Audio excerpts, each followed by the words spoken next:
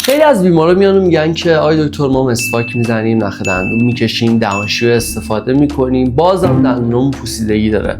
یعنی علیرغم همه رسیدگی‌هایی که به دندونمون میکنیم بازم متوجه میشیم که یک یا چند تا پوسیدگی داریم. حالا داستان چیه؟ نکنه یه کاری رو از قلم میندازین، نکنه که یه چیزی رو فراموش میکنید، یه کاری رو اشتباه انجام میدید. اصلا این قضیه پوسیدگی چیه؟ پشت پردهش چیه؟ توی این ویدیو میخوایم راجع به پشت پرده پوسیدگی صحبت کنیم. سلام و درود، من دکتر زهیرم و اینجا دنتراپیه. من توی این چنل ویدیوهایی در مورد دندونپزشکی درست میکنم. خب من توی کارم میبینم خیلی از بیمارا میان و میگن که ما به صورت روتین مسواک میزنیم، نخ استفاده میکنیم، ولی بازم دندونمون دچار پوسیدگی میشن. خب باید بگم که پوسیدگی یه بیماری چند عاملیه، یعنی فاکتورها و عوامل مختلفی باعث پوسیدگی میشن.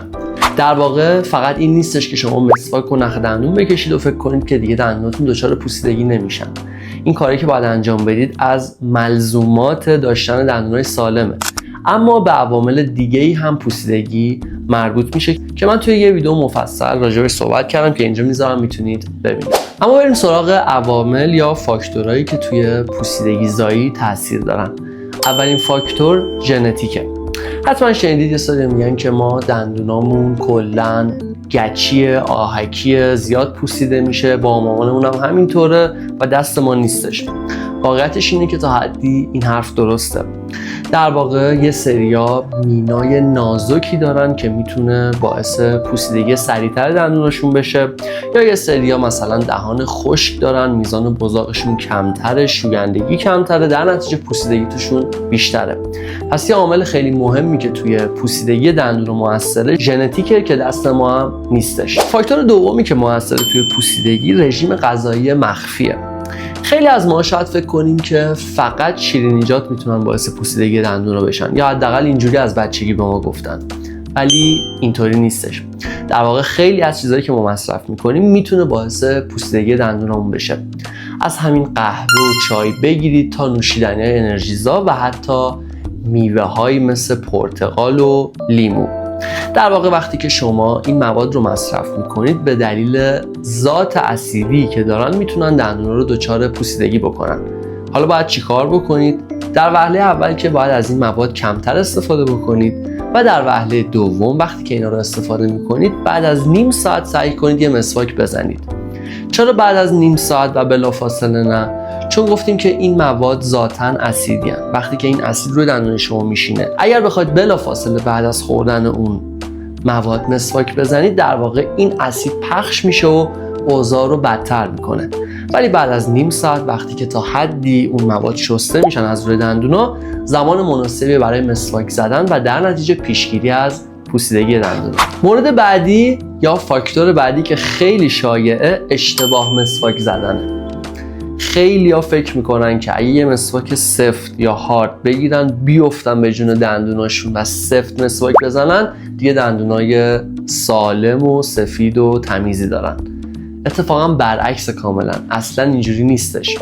در واقع شما باید به آرومی با مسواک سافت یا مسواک نرم و به شیوه صحیحش مسواک بزنید. در غیر این صورت دندونا حتی میتونن دچار سایش بشن. در واقع یه مدلی از سایش دندونا به خاطر همین سفت و سخت مسواک زدنه که روی گردن دندونا، یعنی جایی که دندون به لثه متصل میشه، دیده میشه. اینکه چجوری باید مسواک بزنید رو توی این ویدیو مفصل توضیح دادم. اگه سلامت دندونت برات مهمه چنل رو سابسکرایب کن. عامل بعدی بزاقه. بزاق در واقع یه نقش شویندگی توی دهان داره و باعث کاهش پوسیدگی ها میشه. بعضیا بزاق غلیظ و زیادی دارن و بعضیا بالعکس بزاقشون کمه. همونجوری که گفتم این بزاق کم میتونه به علتهای ژنتیکی باشه، یا مثلا کسایی که سابقه رادیوتراپی تو ناحیه سر دارن میتونه غدد بزاقشون تحت تاثیر قرار بگیره و میزان بزاق کمتری رو ترشح بکنن. در نتیجه افرادی که بزاق کمتری دارن بیشتر در معرض پوسیدگی هستند. خب به این افراد توصیه میشه که آب بیشتری بنوشن، با مایعات بیشتر سر و کار داشته باشن تو طول روزشون و همچنین میتونن از آدامسای بدون شکر مثل آدامسای حاوی زایلیتول استفاده بکنن تا ترشح بزاق رو تحریک بکنن. بعد میرسیم به مورد آخر که شاید مهمترین مورد باشه و اونم چکاپ های به موقع دندون پزشکیه. به طور کلی توصیه میشه برای یک فرد نرمال هر 6 ماه یه بار یه چکاپ انجام بده. خیلی از وقتا شما وقتی چکاپ نمی‌کنید پوسیدگی‌های سطحی به مرور عمیق‌تر میشه و پوسیدگی‌ها متعدد میشه. یا مثلا اگه شما جرمگیری نکنید هر 6 ماه بار، این جرما کم کم میتونه باعث پوسیدگی بشه. در نتیجه اگه میخواید دندونای سالمی داشته باشید هر 6 ماه بار چکاپ بکنید. تو اون جلسه به شما مواردی که نیاز بدونید برای سلامت دندوناتون گفته میشه و خب بهتون کمک میکنه تا دندونای سالمتری داشته باشید.